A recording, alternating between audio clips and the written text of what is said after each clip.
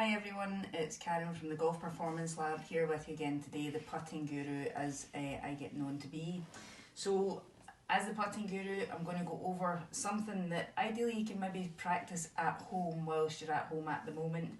I like to keep things simple so that it's nice and practical for everyone to be able to do. So you don't need a putting mat for this drill. It's one that is involved in the putting challenge that I run, and funnily enough it's similar to today's challenge, so that's what gave me the idea to chat about this today. So lots of people when it comes to putting have different theories in terms of will I hit the ball firm and through the break and take the break out of it, and other people like to dribble the ball up to the hole. So for me, I prefer to have a more perfect pace. One that will go past the hole, certainly on shorter putts inside 20 feet I always like to be past the cup. Longer putts is a little bit of a different scenario. So today I'm just going to demonstrate to you how important it is in terms of increasing your chances of holing your putt when we talk about pace. So I've got just a 3-foot putt here that I'm going to hit in a second. I've just got a ghost hole here, so it's just a paper circle that I've cut at 4 1/4 inches wide, the same as the cup.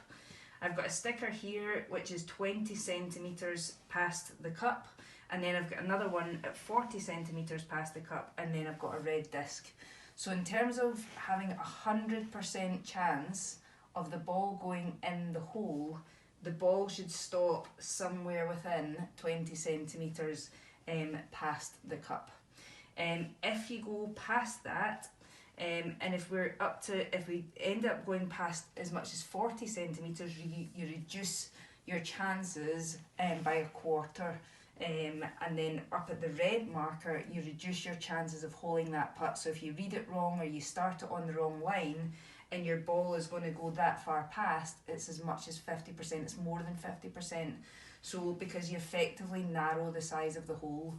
And I've certainly seen a lot of people from 3 feet and certainly further past hitting the ball. I mean, that's just over 2 feet, so it's not very much that you've got as a window for the perfect putt to drop in.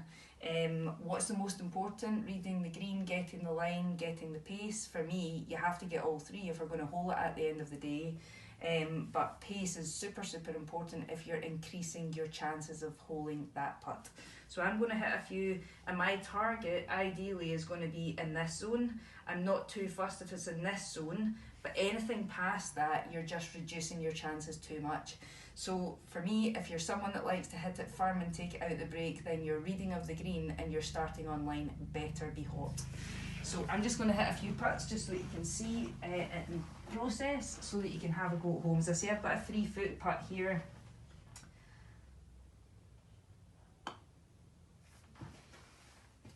So happy with that. When you're doing this drill at home, don't get too caught up on line. It's more about the pace control. See if I can get another perfect putt here.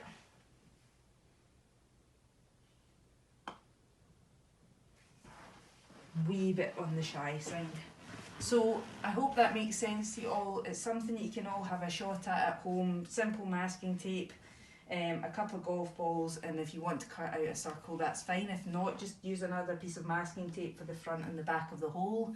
And worst case scenario, if you don't have a putter, get rolling, because it's all about judging distance and feel, and just roll it with your hand just to get that distance judgment in.